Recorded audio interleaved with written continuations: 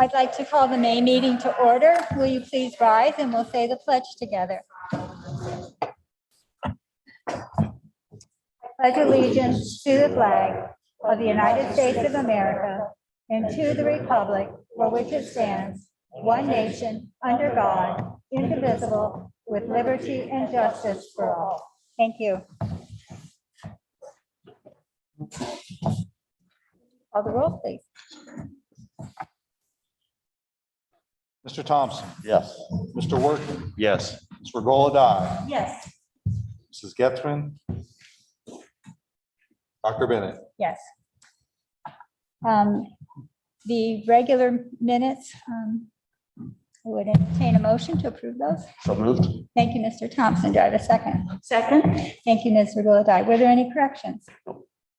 Would you call the roll, please? Mr. Thompson. Yes. Ms. Regola Dye. Yes. Mr. Workman. Yes. Dr. Bennett. Yes, motion carried. Thank you.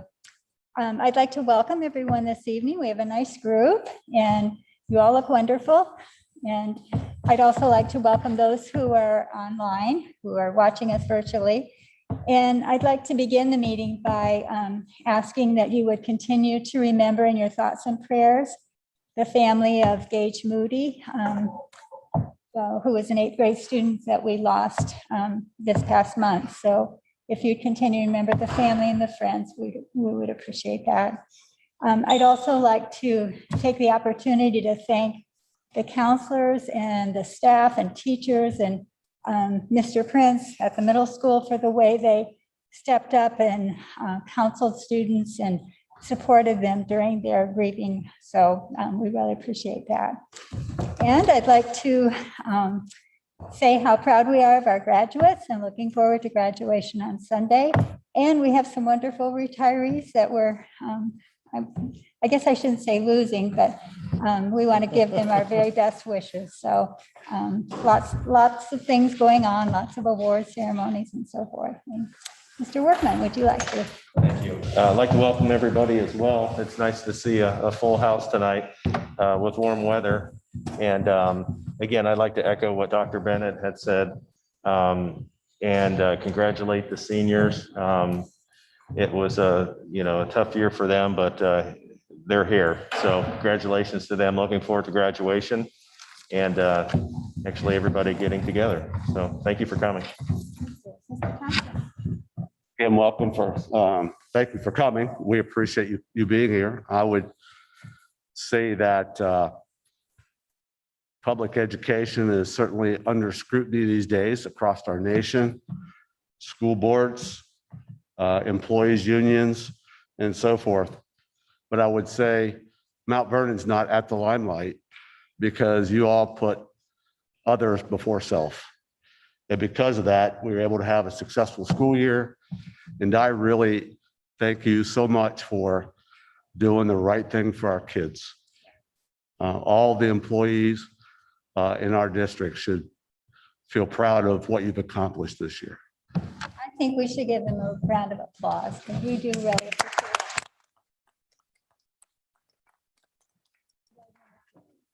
And Ms. Regola-Dye. Thank you. Thank you for being here this evening. Thank you to those at home for joining in. And I'd like to congratulate our graduates also and to say that from our music program to our sports program, from student achievement and their prowess, and also the support of our children, we wouldn't have made it through this without them. They've been real troopers. And community advocacy and our children and staff and families of Mount Vernon City School District, we all are, and you are succeeding in making us proud. And we can't thank you enough, all of you. We know you're here for us, and please know that we're always here for you. Thank you. Thank you. Mrs. Getzmann. I echo all the other sentiments that were already expressed. It's exciting times as we look to honor our retirees and their achievements and their many years they've given to our district and to our children. And congratulations to them. lots of fun things going on, lots of awards as they awarded or alluded to earlier. So that's exciting when we can honor our children. So that's great. And congratulations to all the graduates. You survived an unprecedented year. And I know it's exciting as you look forward to what the future holds for all of you. So congratulations to all of our graduates. I do know that I've heard that prom was very successful. So Mrs. Nesbitt, to you and your group, thank you for that. I know the kids had a wonderful time, out of the norm, but sometimes out of those norms become regulars, and it's a really fun thing. So I appreciate that you were able to give them that normalcy for their senior year. So thank you for your efforts on that as well. Thank you, Mr. Seer. Well, I too would like to welcome everybody here tonight. There's a lot going on. It's May in a school, and we have an award ceremony going on at 7 o'clock at the chapel for the high school. We've got concerts this week and just trying to wrap up lots of different things. We had outdoor education last week. It was 4 days of, quite frankly, a lot of fun outdoors with our kids. Again, a chance to be as normal as we could. And it was a great time by those youngsters there. So we've got an agenda tonight where we're going to share with you a little bit about retirement. We're going to officially welcome those retirees back at our end of the year staff picnic, but tonight we thought we would do it kind of in a video or a little PowerPoint presentation. So again, we welcome everyone here tonight. And we have Chloe. Yeah, we do have one commendation tonight, and this is a really interesting story. And so Tim Mackley, the superintendent of the Knox CSE, called and shared with me this story, and it was quite moving. And so I've asked him, and he has graciously said absolutely wants to recognize Michelle Tanner this evening. So Tim, I'll let you go ahead and come up, and if you want to bring Michelle up to stand with you, that would be great. I'll put you over here.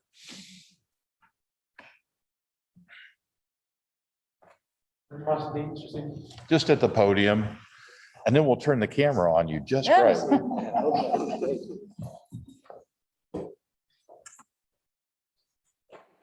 Well, good evening, everyone. I'd like to introduce Michelle Tanner to you. Michelle is an employee of the Educational Service Center.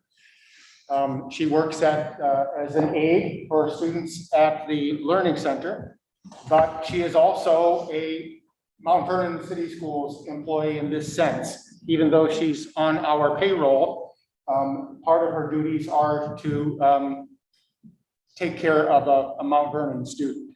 And so there was an event that occurred, it's been about 6 weeks, you think, Shelley? Yeah.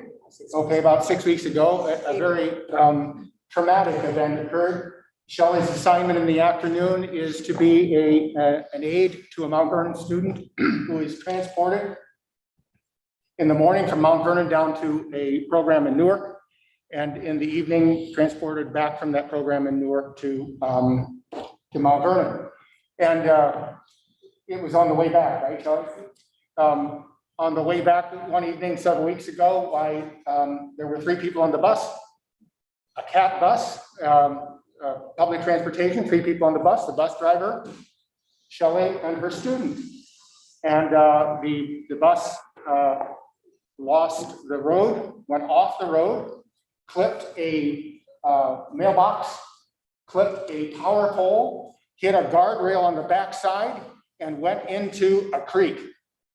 And when that was all over, all 3 of the people on the bus were pretty seriously injured. The bus driver was so injured that he was unable to communicate. The student appeared to be in pretty good shape, right, Shelley? But it turns out why he had broken bones. 2 broken bones in his arm. And Shelley herself was pretty badly injured in the accident. And then in addition to that, the way the bus came to rest, it put Shelley and her student in the bus driver position where they were trapped in the bus, could not get out. And so the only person who was in position to take action was Shelley, even though she was cut badly on her head and near her ear, and was badly bruised up and was bleeding. She had the presence to get on the phone, call 911, ask for help, and then make sure that she kept her student calm and protected while they waited in the bus for help to arrive. When help arrived, while they had difficulty getting the people out of the bus, Shelley again patiently waited with her student until they pried open the doors and they were able to get out. She made sure that the rescuers knew that she had a student that she had to take care of. She escorted him out of the bus and up the hill from the creek, finding out after the fact that when the bus clipped the power pole while there were power lines down, and so all the rescuers were worried about that particular dimension of everyone's safety. But she calmly escorted the student back up the hill, waited for the rescuers, and put her student on the transport, the ambulance, back to the hospital, got on with him, rode back to the hospital, took him to the hospital, made sure he got off safely, and then waited her on her own treatment to make sure that the student was taken care of and delivered safely to her parents before she received any treatment. All of this went unknown to me because I just didn't hear the story until I asked Shelley. When she came back to work, I said, well, it's nice to have you back. I hear you were in an accident. I had no idea how serious it was. And when she told me the story, why, I realized that her actions were nothing short of heroic. And so I wanted to recognize Shelley publicly because I just felt as though she'd gone on beyond any expectations, remained calm, took care of the student, and behaved so admirably in this really very traumatic circumstance. I wanted to bring her to the Mount Vernon Board of Education meeting for obvious reasons, because she was taking care of a Mount Vernon student, and because the Educational Service Center rarely gets visitors, and I knew there would be some people here, and I felt that Shelley deserved some public recognition. She is very humble and shy about this, and I don't know if she has anything she'd like to add, but did I tell the story pretty accurately, Shelley? Well, Shelley, on behalf of the Mount Vernon City Schools Board of Education, we want to officially thank you so very much for your dedication to your student and for just staying with him throughout the process. And we're really proud of what you did. And this is just a small token of our appreciation, just for going above and beyond, as Mr. Mackley has shared. And we're certainly glad to have you aboard and working with Mount Vernon City Schools. So thank you.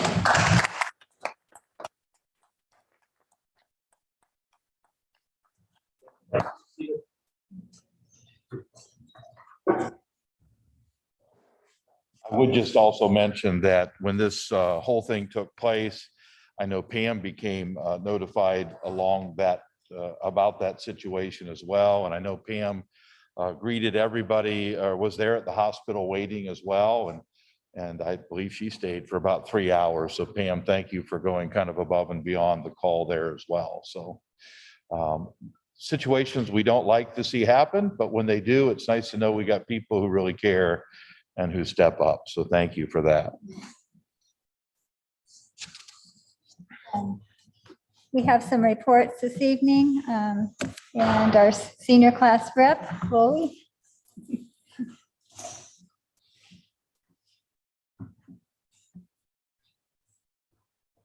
Hi, my name is Chloe Daly. I'm a part of the student government. I'm a senior class officer. We are coming to the end of the 4th 9 weeks, and students are looking forward to the end of the year. The last day for underclassmen is next Wednesday after exams, and for seniors, it's this Thursday. We have graduation practice this Friday from 9 to 11, and graduation is this Sunday at 3 p.m. It'll be at the football field, and if the weather is nice, all the students will graduate together.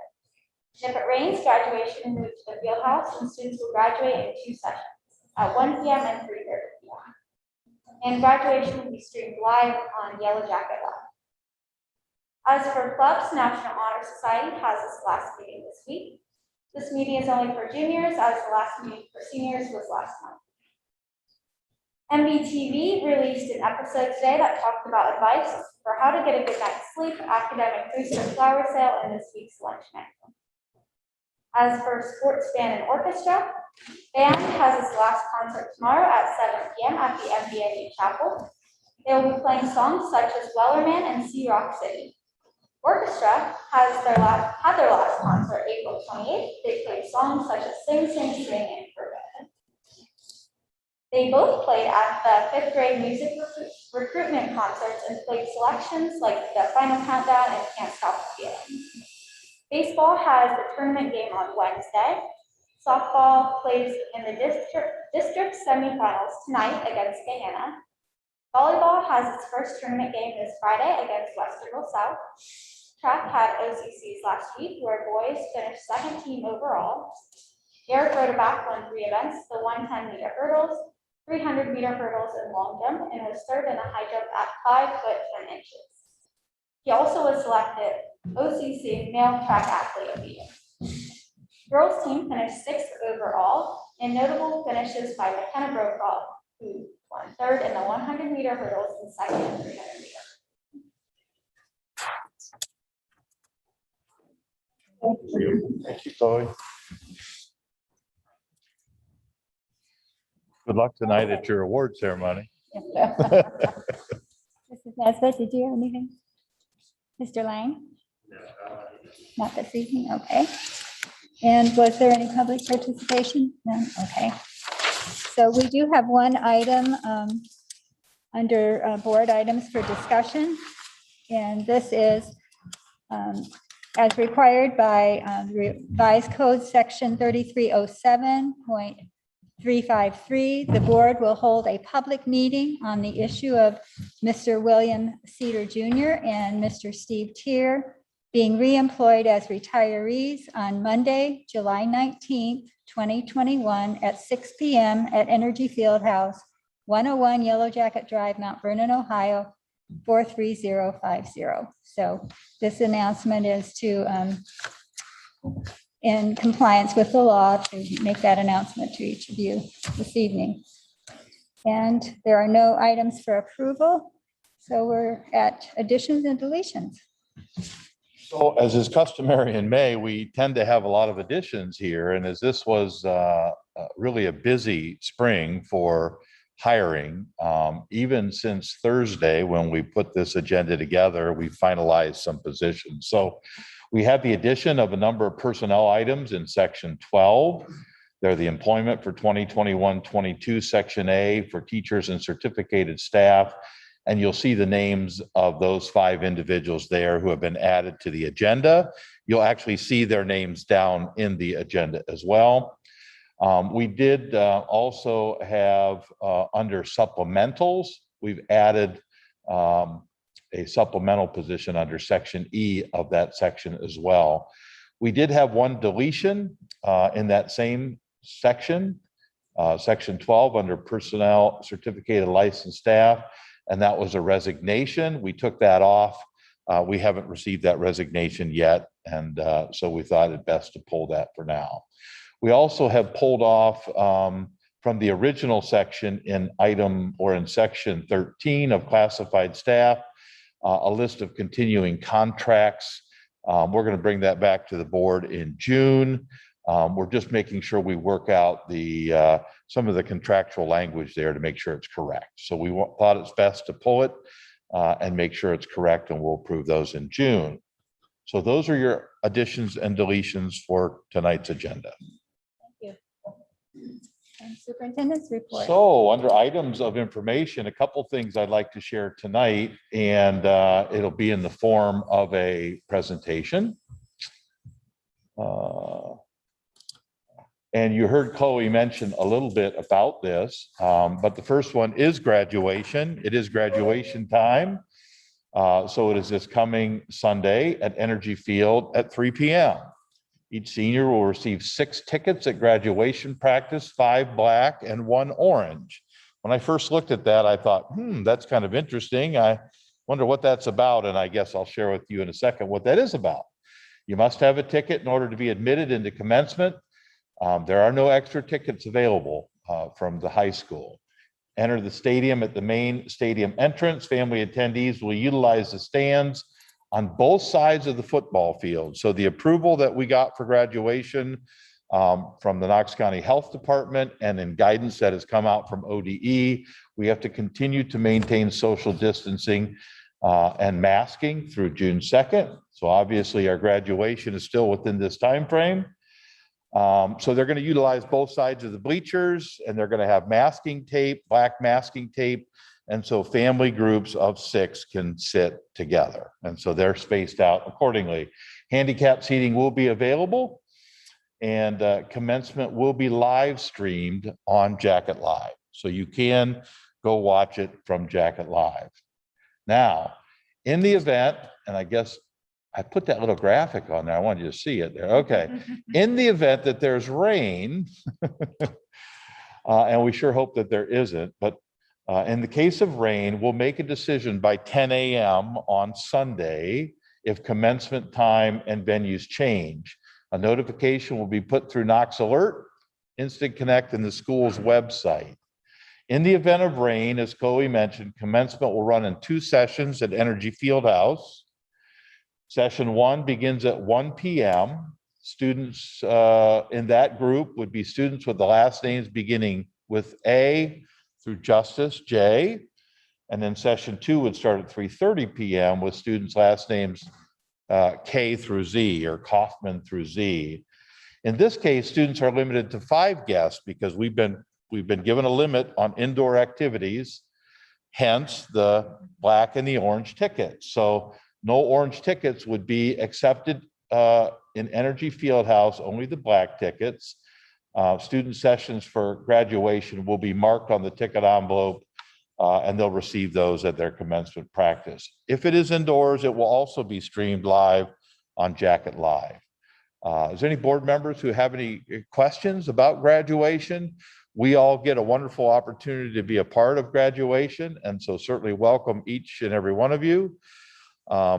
What I'm hearing right now is the rain chances seem to be dropping for Sunday. The temperature seems to be rising for Sunday. So I'm hearing 86 and maybe little chance of rain. So I guess dress accordingly, and graduations usually last just a little bit over an hour, and we'll certainly do our best to make sure we're there to represent them. Mr. Seder, did you say that they will be filming the graduates as they cross the stage and put it on the scoreboard? That's the hope, is they're going to try to film from above and try to put it on top of the scoreboard. Now, they're still working out the logistics of that, but it will be live streamed and they'll get a little closer view from there. Because you can imagine being outdoors at the stadium, depending on where you're sitting. Right now, it appears that the stage will be set up close to the end zone on the scoreboard end of the field. And providing we can use all the connections to put it up on the scoreboard, and they're still working out the logistics, that's why it would be located there. But if you were on the visitor side closest to, Yellow Jacket Drive, you're a little ways away from the stage. So we certainly want to do our best to help you have an opportunity to see your son or daughter cross the stage. Okay, any other questions? I'll send out some information to the board prior to that. There is a participation piece that we like to do, to help give those diplomas away. We'll talk about that. I'll share with you what time we'll meet prior to hopefully the 3 o'clock ceremony. If it does somehow change as the week goes on, then we would probably meet about 12:30 to go inside. Otherwise, we'll meet at 2:30 prior to the 3 o'clock start. The next sections here, really, I want to just share some retirements. And I tried to pull a lot of these off. And I just tried to find some interesting pictures. So I'm not sure they would all say, hey, thanks for that picture. But Marty Bell is retiring as our choral director for Mount Vernon Middle School and the high school. She served the district for 22 years. In retirement, she hopes to travel more and spend time with family and friends. Dorothy Brown is retiring. She was a head cook right here at Twin Oaks, served the district for 31 years. I'm going to try to get this way out of the way here if I can. In retirement, she plans on spending time with family and friends. And if you see Dorothy here, she is in the middle. Jerry Klinger, obviously right here at Twin Oak as well, Twin Oak and Columbia. Jerry is a physical education instructor. He has served at Twin Oak and Columbia. He's worked for the district for 36 years. He worked at Mount Vernon Middle School for 5 years. He taught at Elmwood, Columbia, Dan Emmett, Westside, and Twin Oak. He also coached baseball for 30 years and football for 15. In retirement, he says, I plan to drive bus for Mount Vernon. We can always use bus drivers. He says he wants to be a better husband, grandfather, get good at golf and fishing. And ironically, here tonight, Heather Barber has joined us, and Heather is going to be stepping into these big shoes of 36 years. But we're really excited to have Heather. Give us a thumbs up, Heather. We're excited to have her on board and bring her back here to Mount Vernon. Whoops. Becky Kronk, Rebecca. She's been a middle school English teacher, has served the district for 30 years, 29 years at Mount Vernon Middle School and 1 year as a sub. Becky was one of those, every year we would have our opening day ceremonies, just like, where did Becky go this summer, right? Well, in retirement, she doesn't plan on slowing down. Lots of travel, she said, reading and pursuing new hobbies. September, hiking in Montana and the Southwest. And in December, of all places, she's going to Antarctica. So Becky was also pretty instrumental in the power of the pen and then bringing power of the pen back. And so that was a real pride for her. So Becky will be one that will be missed. Steve and Teresa Davis, they both have been bus drivers for us. They have a combined history of 31 years in serving in the transportation department. In retirement, they plan to travel. Actually, both Steve and Teresa retired in March. And you can see they had a little retirement thing inside the new bus garage. And they fixed up an old camper and they got her roadworthy and they headed south. So they're down in Florida and have been doing a number of different things. They do plan on returning to Mount Vernon. And they would like to come back as sub bus drivers as well. So that'll be awesome to have that pool be a little bit bigger. Joan Fithian. So Joan has been a special education instructor, most recently at Pleasant. This is amazing. Her and another retiree, 43 years as a special education teacher right here in Mount Vernon. Says she was at Elmwood for 9 years before being transferred to her current home at Pleasant Street, where she's been for the last 34 years. She did say in retirement, I've already been in training for my next adventure. She's going to be the secretary at Elks and a manager, and hopes to be able to continue to sell tickets at Mount Vernon sporting events when needed. I found this little picture of her, and it's probably apropos because she was so engaged with kiddos. And so this is a picture of her kind of in a backwash, but with one of her students there at Pleasant Street. Charlotte Hellwig is a bus driver for us. She served as a bus driver for 15 years. In retirement, she plans to travel and she loves working at Lowe's in the Garden Center. So if you're heading out to the Garden Center, feel free to look up Charlotte. Jane Coleman was a middle school science teacher. She retired earlier this year. She taught for the district for 22 years. In her retirement, she plans to work on the farm with her husband and spend time with her grandchildren. So we wish her the best. Lori Ramsey retired from central office in January, I believe. She worked there for 10 years. In retirement, she plans to travel and be on the lake as much as possible. She sent this picture just to me the other day. She spends as much time on the water as she can, but she's also looking at some upcoming trips. with her kids to California and Hawaii. Donna Smith also works in food service. She served the district for 16 years. She plans to spend a lot more time with her grandkids, and I would suspect it might be cooking with grandma. So we wish Donna the best. Terry Strebe, as you know, retired in January as well. And she was the executive administrative assistant of mine for the past 8 years. Certainly miss having Terry just around the office. She was such a delight. She served in the district for 25 years. In retirement, when I asked her what she was going to do, she just put in capital letters, PLAY.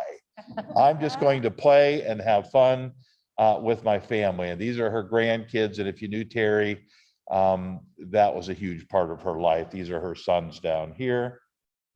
And then there's Denny Thrift. So Denny is a kindergarten teacher right here at Twin Oak Elementary. She worked in the district for 43 years. I didn't realize there was this really interesting connection between her and Joan, both of them 43 years, both started at Elmwood together, and then they kind of moved on.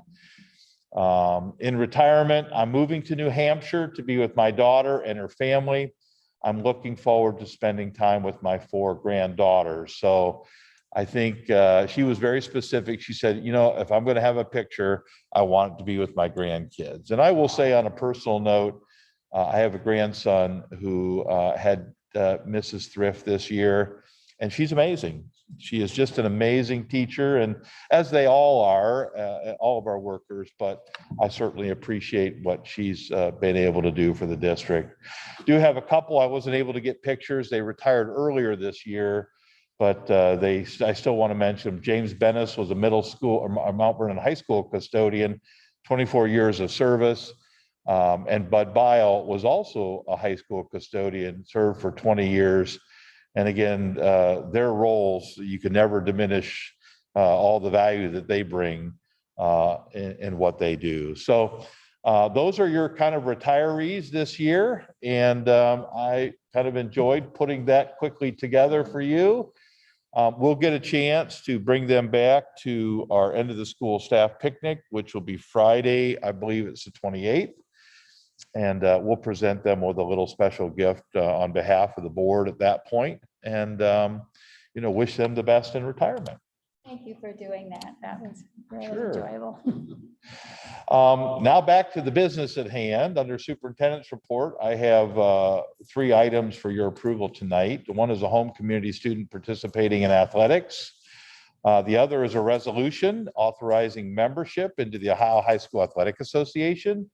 And then finally, this is our second reading of a number of board policies that you've had for the last 2 months. I appreciate many of you reaching out and sharing a thought or two relative to one of these or several of these policies. And hopefully we've answered your questions, but those 3 items for your approval.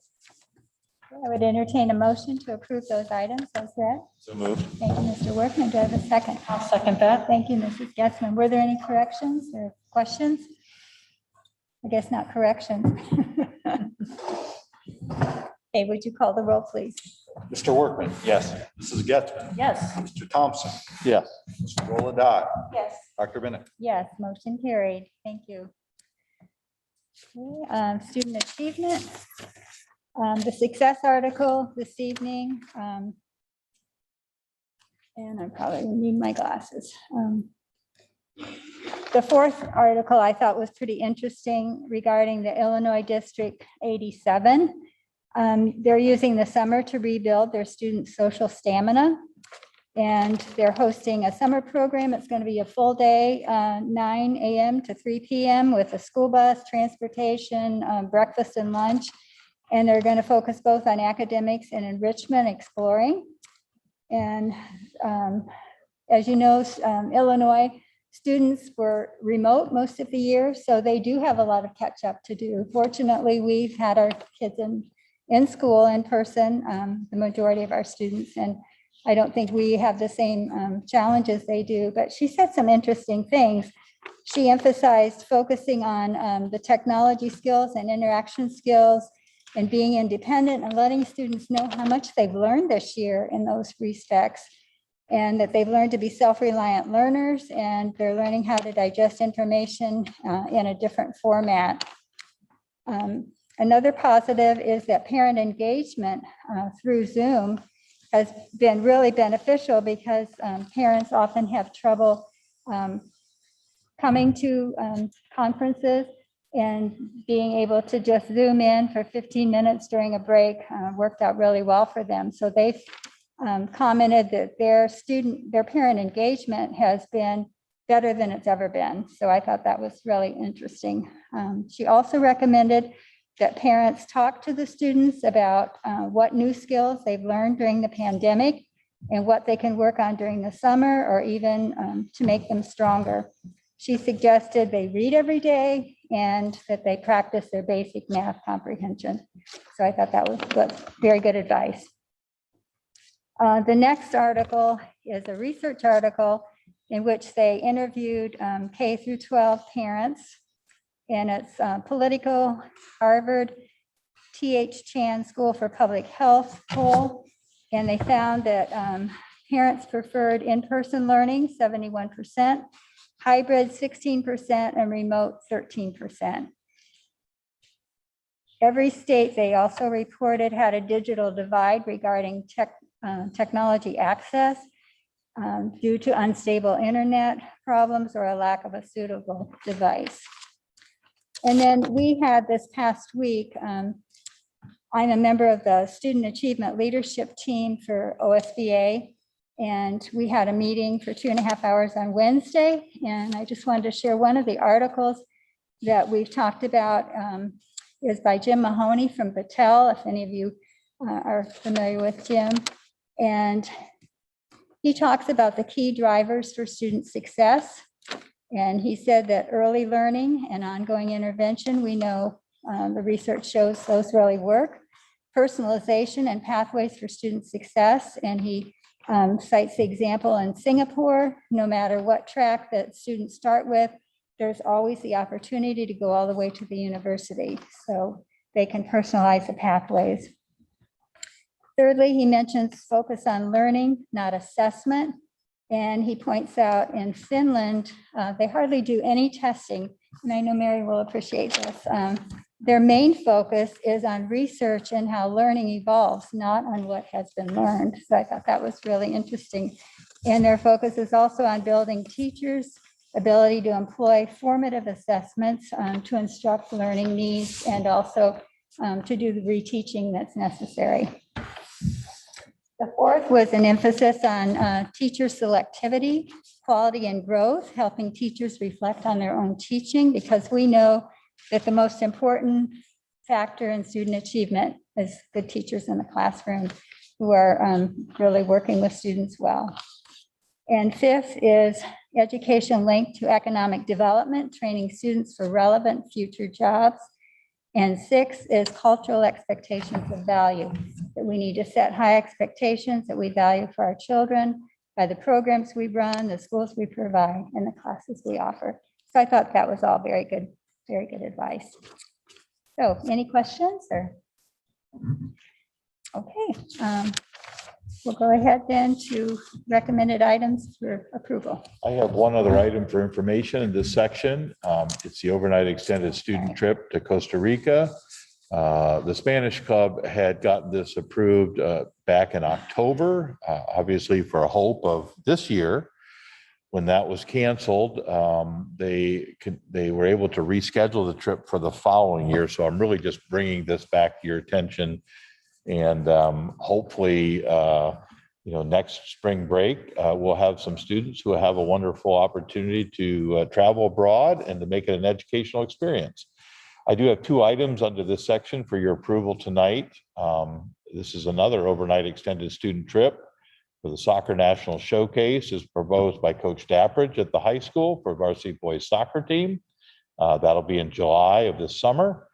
And item 2 here is a college credit plus book rental contract. Kathy works very closely with MVNU relative to us being able to rent textbooks versus us having to buy them. And we have quite a number of students who are participating in College Credit Plus. And it is a cost efficient way for us to provide textbooks for students. So those two items for your approval tonight. Thank you. I would entertain a motion to approve those two items. So moved. Thank you, Mrs. Lodi. Do I have a second? Second that. Thank you, Mrs. Getzmann. Were there any questions? Would you call the roll, please? Ms. Regola Dye. Yes. Mrs. Getzmann. Yes. Mr. Thompson. Yes. Mr. Workman. Yes. Dr. Bennett. Yes, motion carried. Thank you. Fiscal service. Open the first link there. No, you're good right here. Well, actually, if there's no questions on this page, I just wanted to spend a little bit of time on the next couple of pages, but I don't want to rush if the board has any questions. This is your typical report you get every month. You'll scroll down one page, Mr. Seder, you can see our interest statement. Made about $4,000 last month, and that's great, but that's not really what I want to focus on. If you continue to scroll, there we go. Meter, which is our investment company, has kind of changed the way they communicate with us in their reports. They're much more extensive now. I particularly like the top right where they are projecting your monthly income schedule. As you know, we have very conservative investments, some of which are, for example, commercial paper with humongous companies. There's a slight bit of risk in that. Like, for example, one of ours is Toyota. So we will give them money. I don't know why they do this, but someone in finance could probably explain it better than I can. They'll use it for a while and then give us back. For example, we had one where we gave them $690,000 of our investments. 9 months later, they gave us $700,000. Great, I'll take it. So we have the maturity schedules now projected. Obviously, there's nothing, their projection, they're not definitive, but I just thought this was interesting. I like the way they're communicating it. You can see the purchase interest. That was confusing to me initially, so I made some phone calls. We will sometimes purchase bonds from someone who's already purchased the bond. They want to free up their money and we want the interest on the bond. So that's how some of that occurs. But anyway, I wanted to make sure you saw those changes, and that's also for the next screen as well. But in terms of the regular financial report, that's all I have. And if there's no questions, we'll move on. The second attachment is an amendment to appropriations.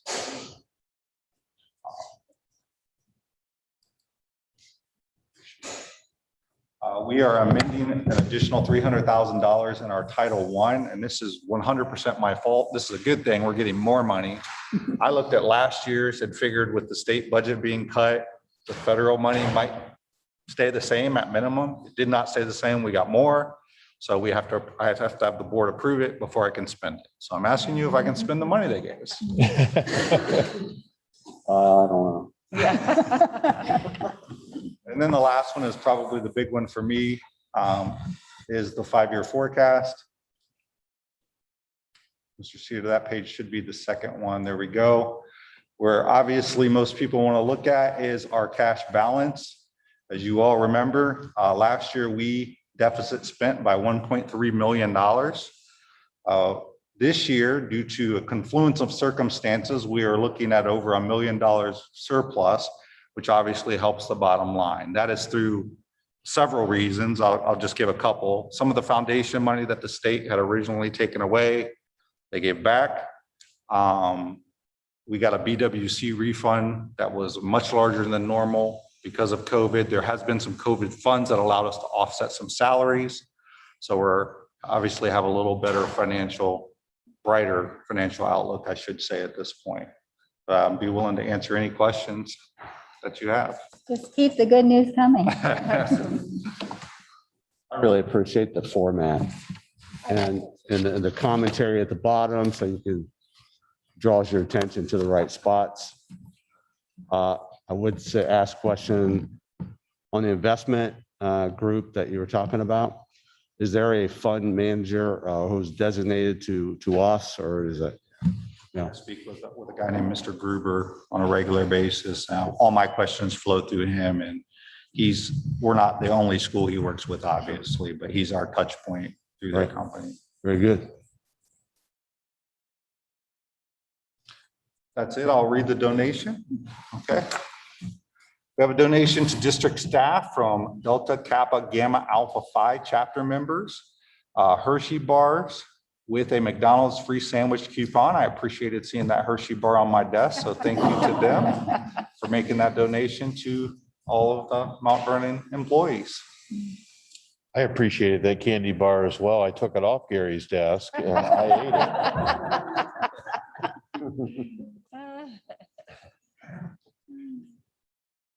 I would entertain a motion then to approve those items as read. So moved. Thank you, Mr. Gulladye. Do I have a second? I'll second. Thank you, Mr. Workman. And were there any questions? I would just like to thank Gary for his hard work. I know this year with all the different funds coming in from the different entities, I know it's been a challenge, and I just appreciate making sure everything is in the right line item. So thank you for that. But I have an amazing staff, so they keep me out of trouble and they keep the district running smoothly. So Thank you. Anything else? Okay, would you call the roll, please? Mr. Gulladye, Yes. Mr. Workman, Yes. Mr. Thompson, Yes. Mrs. Getzmann, Yes. Dr. Bennett. Yes, motion carries. Thank you. And Ms. Gulladye, our Thank you. legislative liaison report. You can open those at your leisure, those two links. One of the focuses in the first link was HB2, which was signed by Governor DeWine, and it establishes the residential broadband expansion program. Speaking of what you had mentioned in your report, also, Mrs. Bennett. HB 252 would enter Ohio into the audiology and speech language pathology interstate compact, and increases public access to audiology, speech pathology services by recognizing other member state licenses. The Senate Primary and Secondary Education Committee had the 8th hearing on HB 110, the operating appropriations for 22 and 2023 biennium. And of course, HB 110 includes the new public education funding formula. The committee also accepted a substitute version of SB 145, a revisement of the state report card, which means in this particular bill, the AF letter grades would be replaced with a 5-star rating system. It delays the implementation of the Prepared for Success measures in 2023, would require the State Board of Education to adopt a gifted indicator. It includes a value-added data in the equity component, and the kindergarten readiness would be a report-only measure. And then I had the opportunity to participate in a panel discussion, which is sponsored by OCEA. Rob Fetters, our own teacher here, Vice President of the OCEA, moderated this.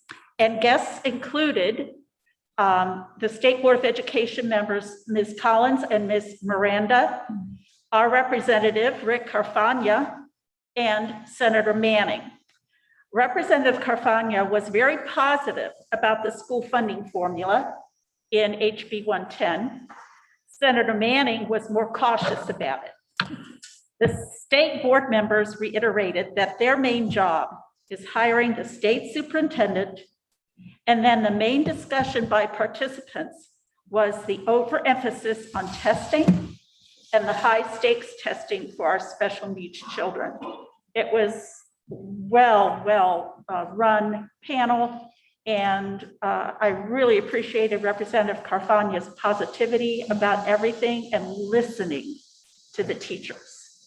So that's my report. If anyone have any questions or ideas to send on to our representative, thank you. Thank you. I will just comment to say that connectivity grant that's in the area of technology, Dr. Dill is already on that, and we've had several conversations about getting our application in lickety split so that we can take advantage of those. So we're glad to see that. I have 2 items for board approval tonight in this section. The first is for the Knox County Educational Service Center contract. Again, it's just a general contract that we work together with the Knox ESC. They have changed their funding formula this year. And so direct payments, and maybe Mr. Hankins can share more specifically how that works, but we used to always have kind of an estimate at the beginning of the year, and we had this true up at the end of the year.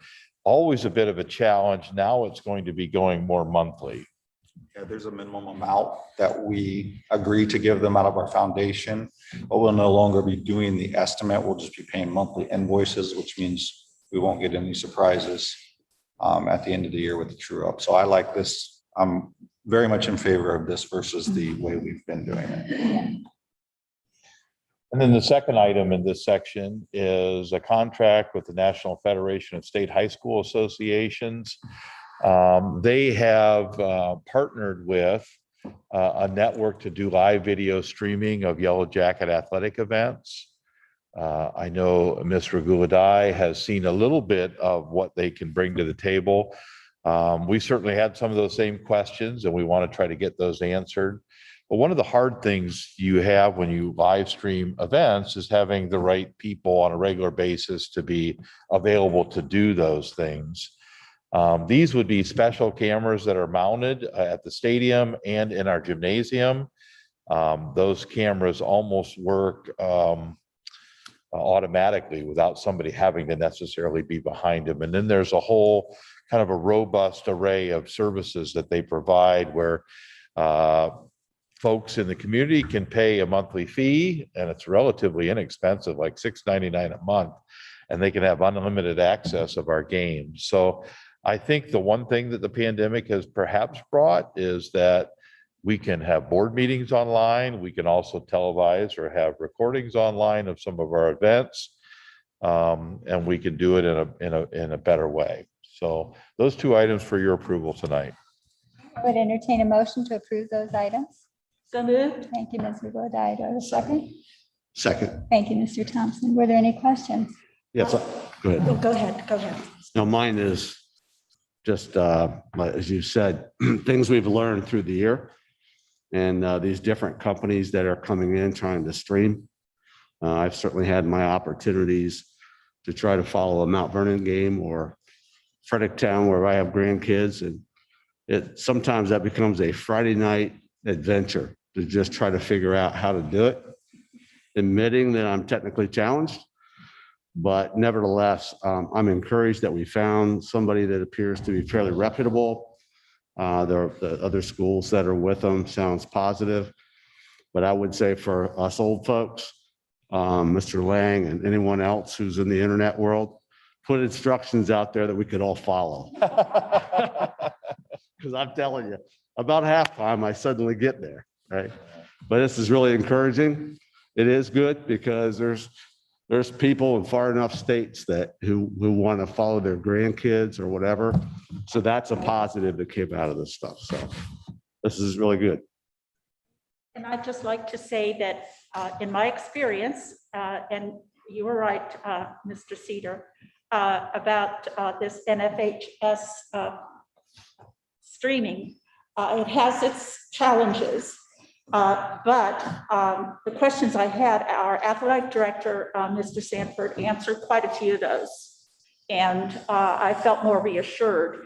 And with our facility being what it is too, our field house, I have good hopes that this is going to work out. And I had a blast watching my great nephews play some basketball this past year. I wouldn't have been able to see them at all without this. So I'm encouraged.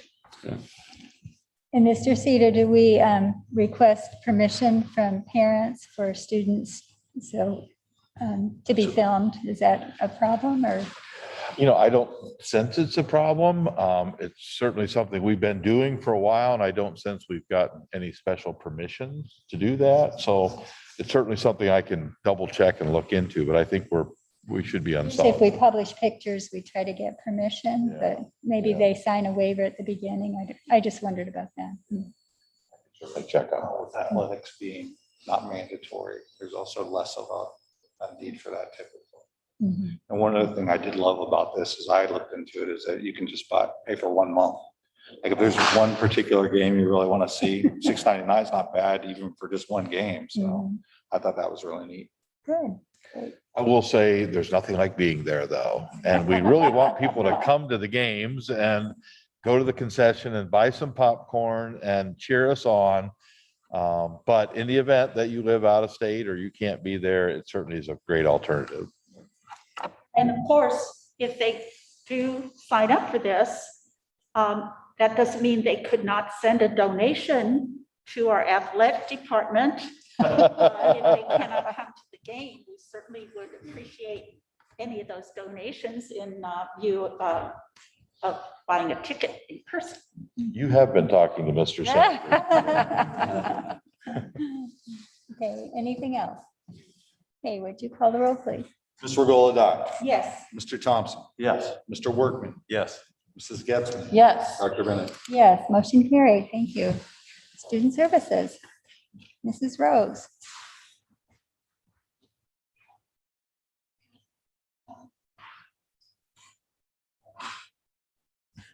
All right, good evening, everyone.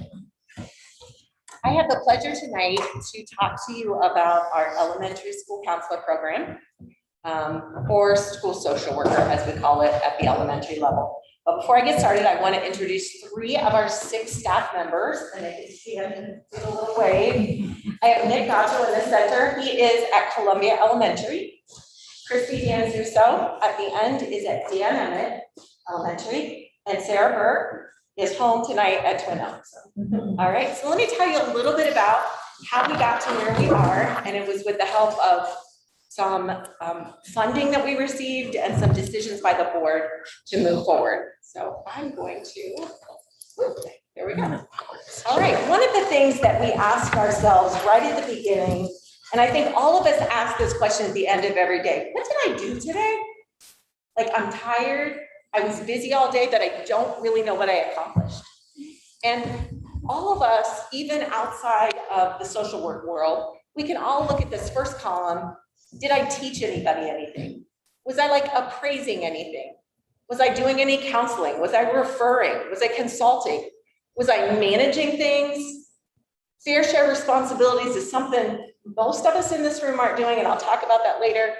Or non-school counseling tasks. So that last one would be when I went to get coffee or when I went to just chat to someone because I just needed a break, okay? So when we looked at the jobs that our social workers were doing, one of the things that we talked about very early on was, well, how are we spending our days? We know we're busy, we know we're making an impact, but can I prove it? So we look at the second column. We decided early on that we needed some kind of a good tool. Some of us make notes. Some of us make lists. We write things in our calendar. Maybe we put events on our calendar. I do my Kroger pickup. It's on my school calendar because that's an event in my day after work hours. Okay. Sometimes we need to think about how can I minimize how much documentation I'm doing? I don't want to spend all day writing down what I'm doing. I want to do the work and then jot down little notes. But I also need to make sure that they're accurate and detailed.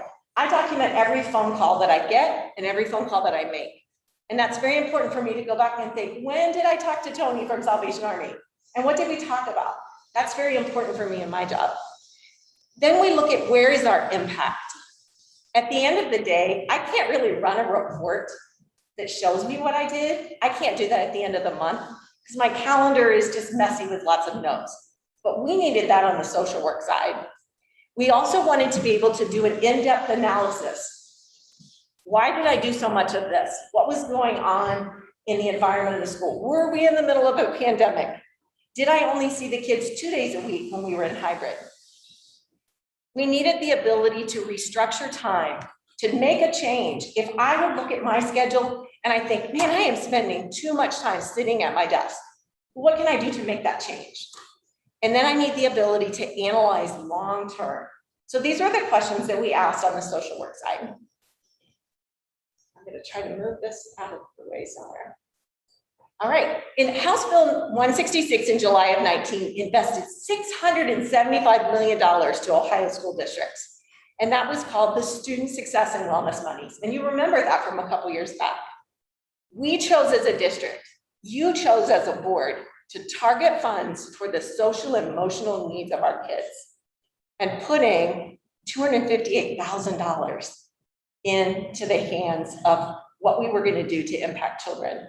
We now have 6 full-time social workers serving the elementary buildings. And we put some of that in middle school and high school, but I'm here to just talk about elementary.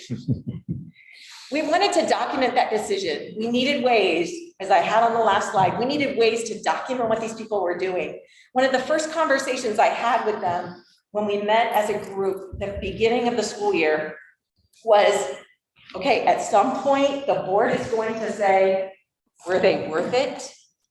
If we don't get any more funding, should we still pay for these people? Do we really need a full-time person in every building? I said, guys, we've got to prove that you are needed in this district. Not just because we think so, but we need some data to support that.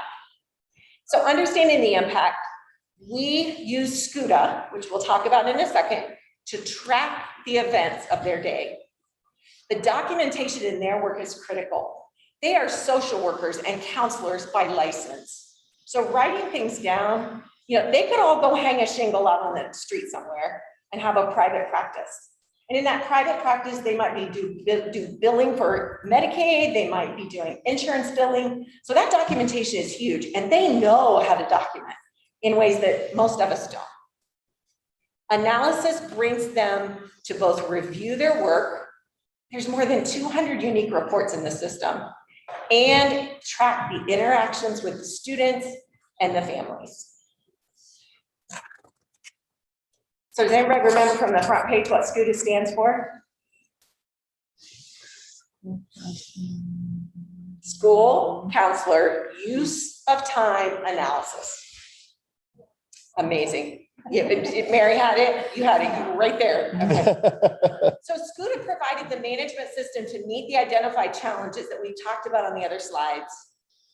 And it cost the district 69 cents a day for each one of those 6 people. That's a pretty good thing for us to spend our money on. And it wasn't just a notebook full of notes at the end of the year that they went, well, I think I worked with Johnny and I think I worked with Susie 3 times. This is going to be hard data. And all 6 of them used it. It's web-based and they used it during the school year. So what did we discover? Back at the beginning, when I showed on the first slide, that we can think of all of the different categories. Instruction, they were delivering services to kids. That might have been a small lunch buddies group that needed to have some social interaction and learn how to play nice with each other. It might have been a whole class. It might have been a whole school lesson that they did. Appraisal and advisement, this is where they were guiding students in developing and managing short and long-term goals. And some of that interaction was also with outside counselors that were also working with the students. Direct face-to-face counseling services to students who needed that or needed support. Referrals, consultation, and collaboration. This is when they were interacting with other adults on behalf of that specific child. So does that mean they called children's services? Did they call the caseworker? Did they call someone at Behavioral Healthcare Partners that was working with that child? And what kind of collaboration and consultation did they do? Defining, managing, and assessing. This was one where they would spend time working on what can I do differently at Twin Oak? What does Twin Oak need? What does this teacher's classroom need that nobody else's classroom needs? So really developing the program. Fair share responsibilities that I talked about earlier. This is just what employees of our district do. Somebody does recess duty. Somebody has cafeteria duty, and sometimes it's Sarah, Nick, and Christy. So that's one of those that, probably doesn't have a whole lot to do with counseling, but I know Sarah's on lunch duty outside most days, and she has a lot of interactions with her kids, the kids that she sees in some of these other areas. Non-school counseling tasks. This is one that the American School Counselor Association would say, it's probably not a good use of your time. Maybe that's going and getting the coffee. It's those little things. So here's what we found. I had them pull together the reports through the end of April. 33.98%, and this was all 6 of them put together. They spent that time counseling. 30.98, they spent referrals, consultation, and collaboration. 18.5, fair share responsibilities. Okay, somebody had to do cafeteria duty. 10.8%, defining, managing, and assessing activities. That's where they're planning those. What are those lessons going to be? What does Mrs. Thrift's class need next week from me? 3.9% instruction, 1.53% non-school counseling tasks, and 0.4 appraisal and advisement. And I want to bring your attention to what's at the bottom. The goal of this program, based on American School Counselor Association's model, recommends 80% or more of the red categories. We were at 69.26. That's pretty good. But that also tells us we have room to grow. How can we grow these red categories? Do they need growth? Maybe our 69% is just fine, but this allows us to do some reflection and think about what we do next. Here's some comments from the building principals. School social worker was helpful to students as they regained a sense of normalcy. We had kids in a hybrid, we had kids in digital, going back to school and back to digital and back to school. And these kids were coming and going in our lives all year long. And having not had those students since March of last year, some of our neediest children were still the neediest children when we got them back because they really suffered during that pandemic time. Principals said that the students had learned strategies that these social workers had taught them. They were making community connections. One principal just said, it's been revolutionary. The social worker's been here to support the staff through this emotional journey. Sometimes we forget that those people just kind of need a sounding board as well, and they were able to provide that. We've been able to have scheduled student peer groups.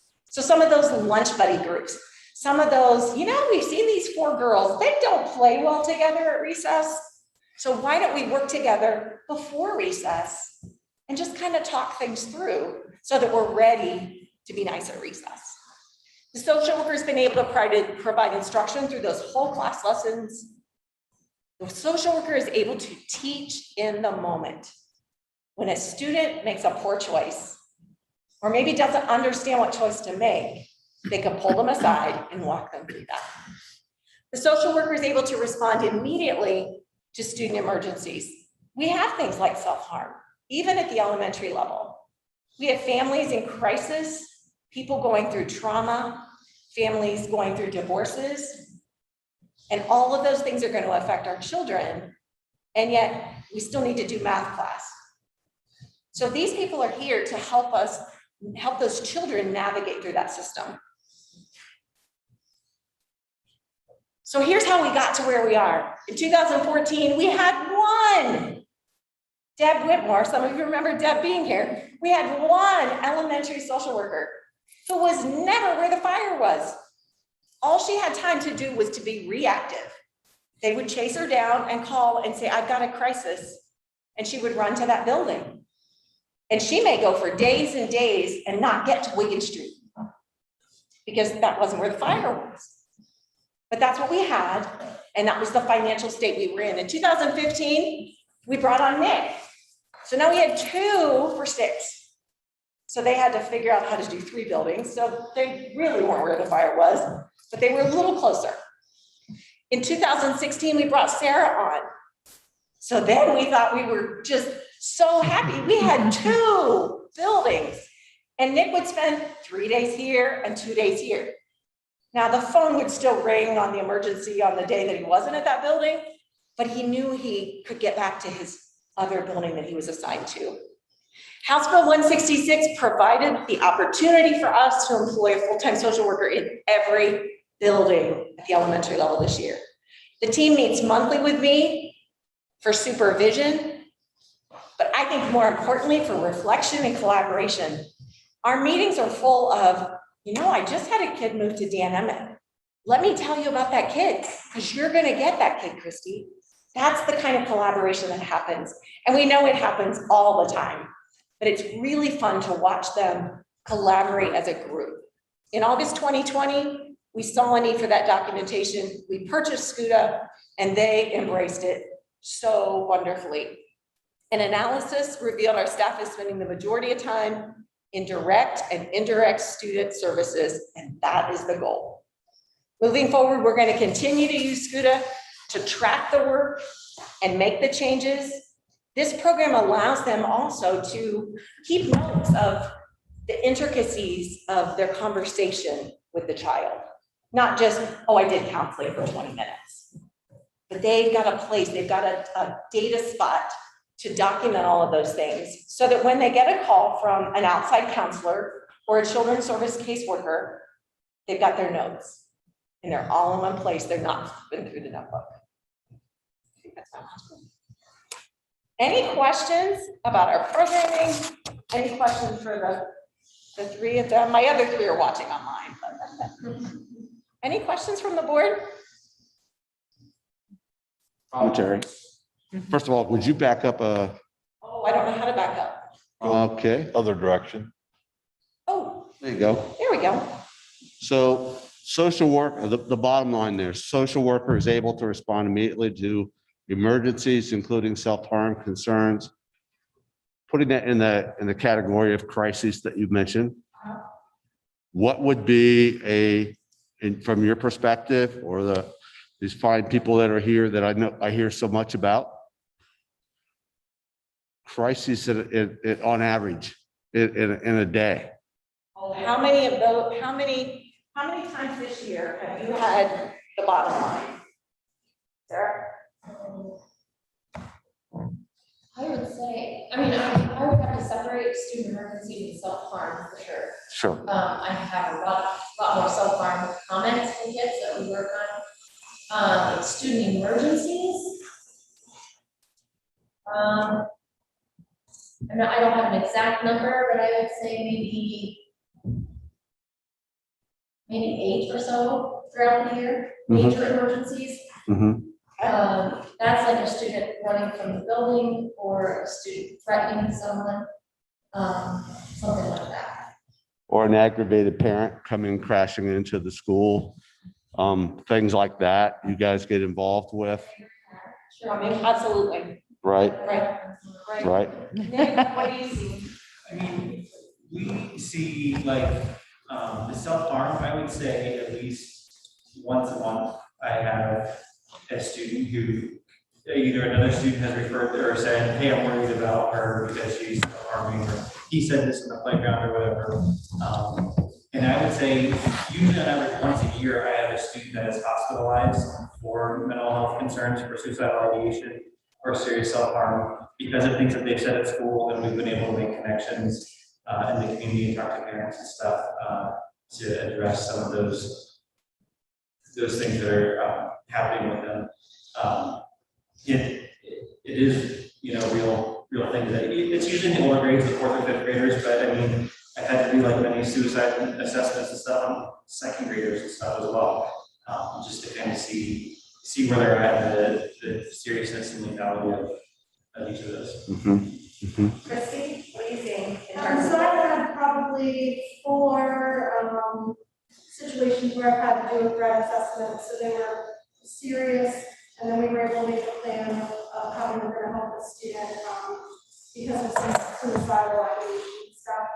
I would say the emergency part that I respond to a lot are kids that are just having a hard time in the classroom, becoming disruptive. Maybe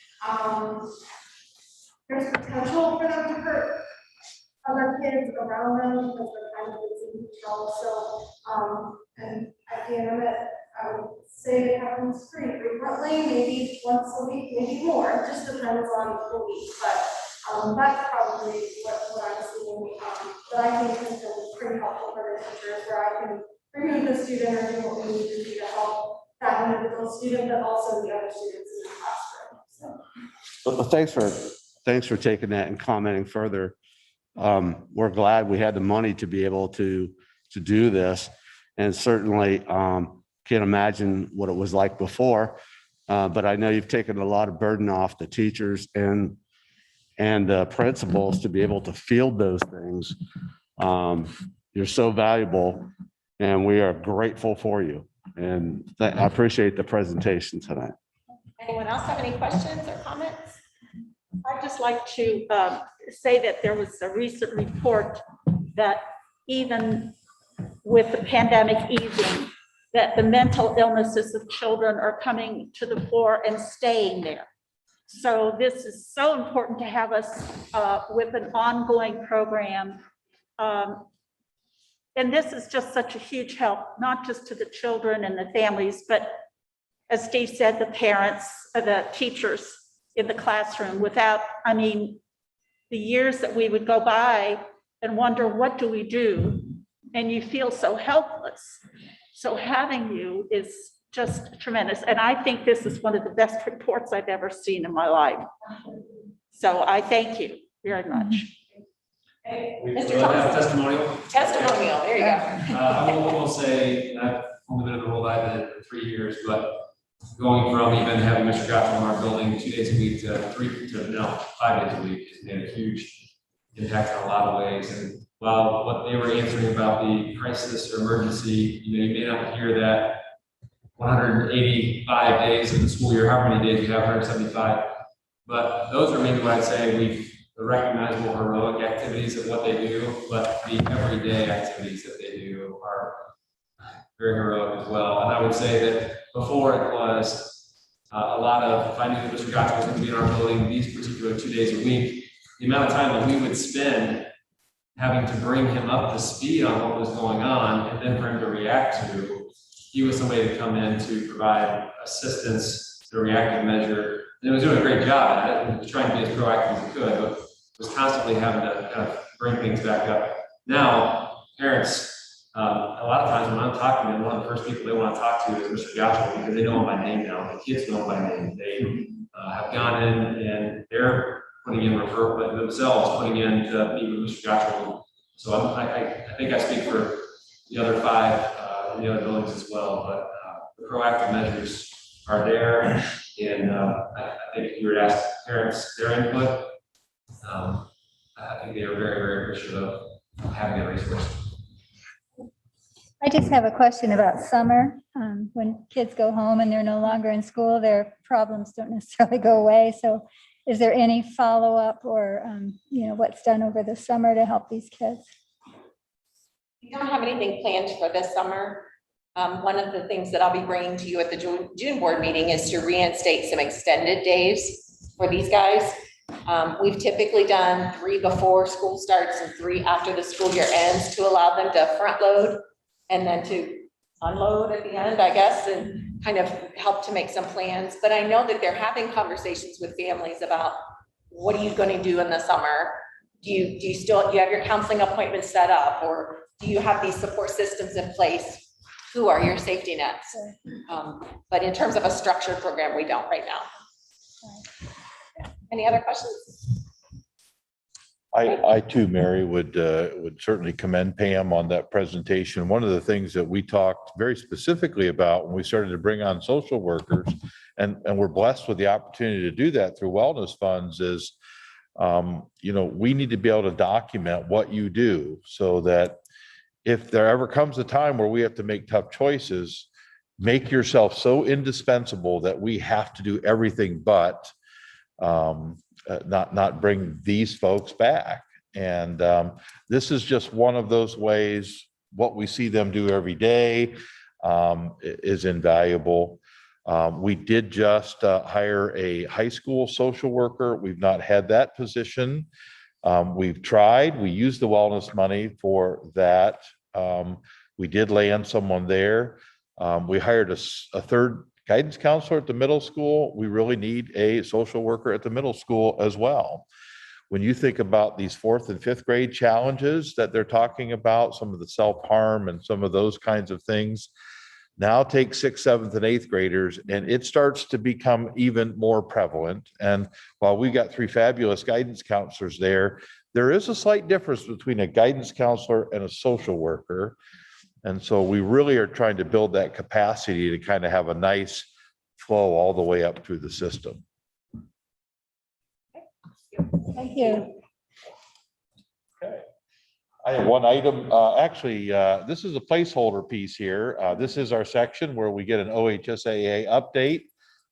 We don't have one for tonight, but always stay tuned in this section for an OHSA update from Mr. Thompson. So thank you, Mr. Thompson, for being that liaison for us. We have one item for board approval tonight in this section. And I think this is one you'll be proud to vote yes on. The graduation class of 2021. Currently, we have 275 students who are ready pending board requirements to meet graduation on Sunday. So that's the item up for approval tonight. Pretty important that we have our meeting to approve them. I would entertain a motion to approve. Thank you, Mr. Thompson. Do we have a second? I'll second. Thank you, Mr. Workman. And would you call the roll, please? Mr. Thompson. Yes. Mr. Workman. Yes. Ms. Regola Dye. Yes. Mrs. Getzmann. Yes. Dr. Bennett. Yes, motion carried.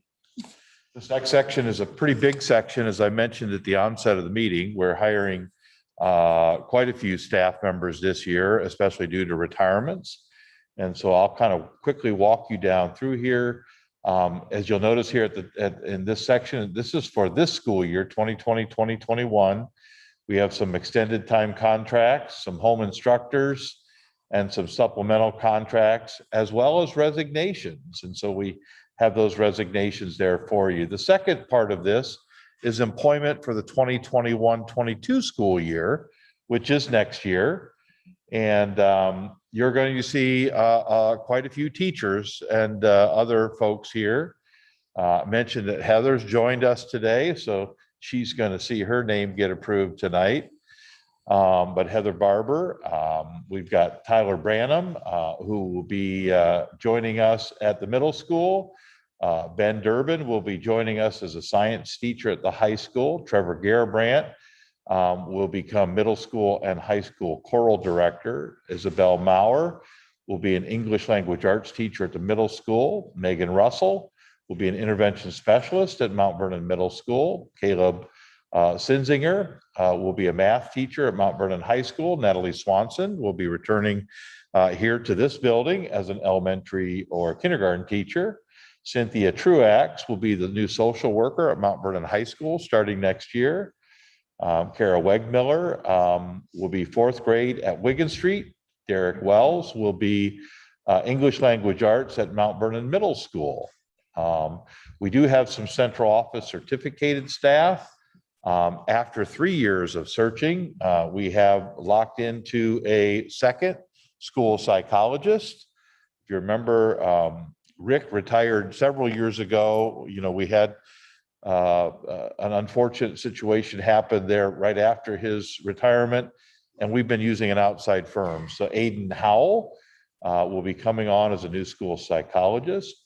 This is a new position for the district, and we're using some of those wellness and CARES Act money. Rebecca Moss will be joining us. She is a certified behavioral specialist.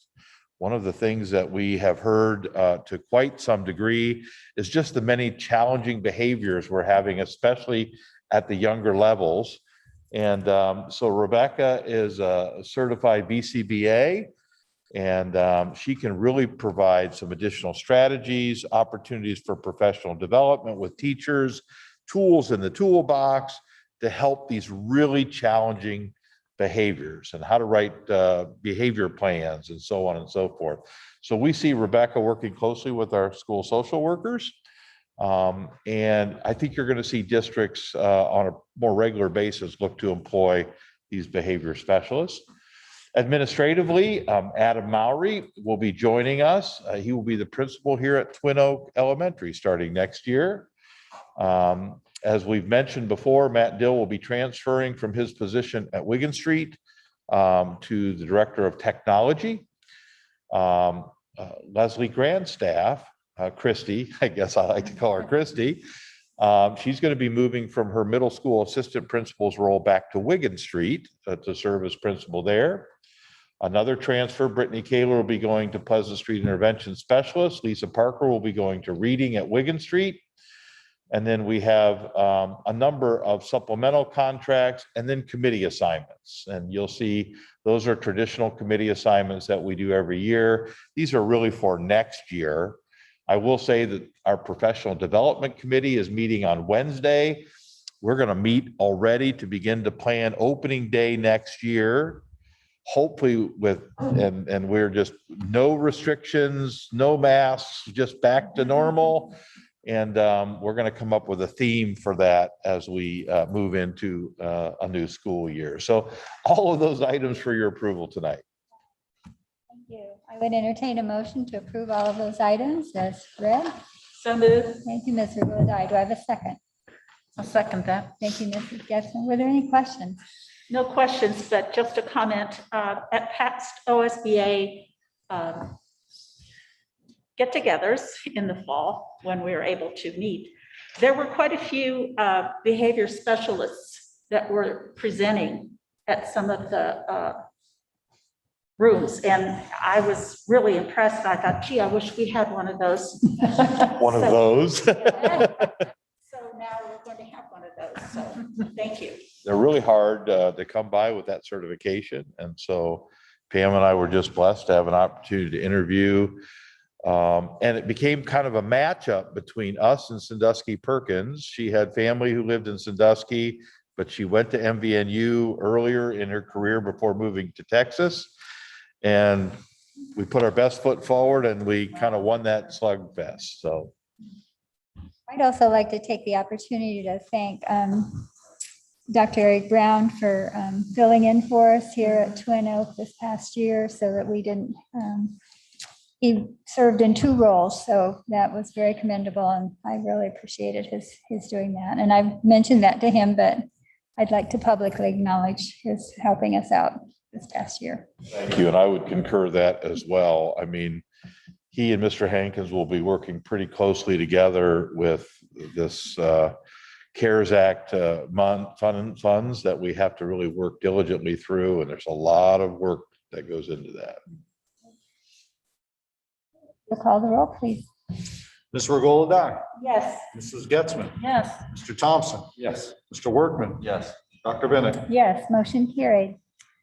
And And our final section for tonight under classified staff, no items for information, 1 item for board approval tonight. There's substitute employment paid at board approved rate. And there's a list of those folks there for your approval. I would entertain a motion to approve the substitute employees under classified staff. So moved. Thank you, Ms. Regola-Dye. Do I have a second? I'll second. Thank you, Mr. Workman. And were there any questions? Would you call the roll, please? Ms. Regola-Dye. Yes. Mr. Workman. Yes. Mr. Thompson. Yes. Mrs. Getzmann. Yes. Dr. Bennett. Yes, motion carried. And I definitely we need executive session, so I would entertain a motion to adjourn. So moved. Thank you, Mr. Regola-Dye. Do I have a second? Thank you, Mrs. Jackson. And if you'll call the roll. Ms. Regola-Dye. Yes. Mrs. Getzmann. Yes. Mr. Thompson. Yes. Mr. Workman. Yes. Dr. Bennett. Yes, we are adjourned, and thank you all for coming and staying the whole time. Look forward to seeing you Sunday.